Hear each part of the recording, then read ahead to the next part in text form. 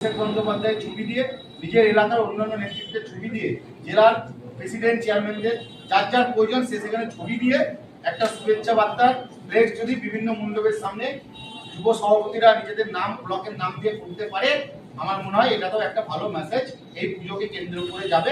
কারণ আমরা সদ্য দায়িত্ব পেয়েছি, দুর্গাপুজো শুরু হয়ে যাওয়ার পর দায়িত্ব পেয়েছি।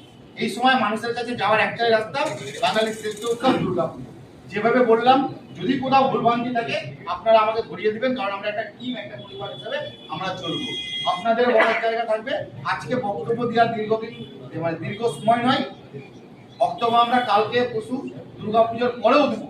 কিন্তু শুধুমাত্র আপনাদের কাছে অনুরোধ করব, মাদার বা এমএলএদের উপর ভরসা করে যুবটা করবেন না, তাদেরকে সম্মান দিয়ে যুবটা করবেন এবং বুঝিয়ে দিবেন যে যুব তৃণমূল কংগ্রেস একটা চেয়ারের দুটো পায়ার শক্তি মাদারের নেতৃত্বকে দেওয়ার জন্য আগামী দিন 26-এর বিধানসভায় মাদারকে সহযোগিতা করার জন্য, তৃণমূল কংগ্রেসকে সহযোগিতা করার জন্য আমাদের কাঁধে ঝান্ডাটা দিয়েছে।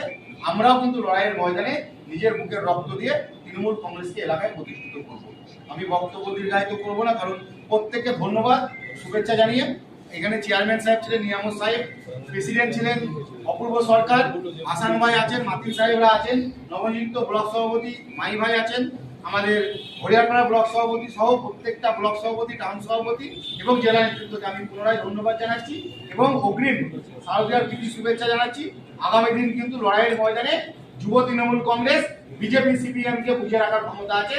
এটুকু বলতে পারি, যদি অন্যায় না থাকে, বিজেপি সিপিএম কংগ্রেস কোন রকম কোন ব্লকে যদি ব্লক সভাপতির সাথে কোনো খারাপ ব্যবহার করে, মাদার নেতৃত্ব তো পাশে থাকবে। জেলা থেকেও আমরা কিন্তু কাউকে ছেড়ে কথা বলবো না, সে যত বড়ই বিরোধী দলের নেতা হোক বা সকলকে সাথে নিয়ে লড়াই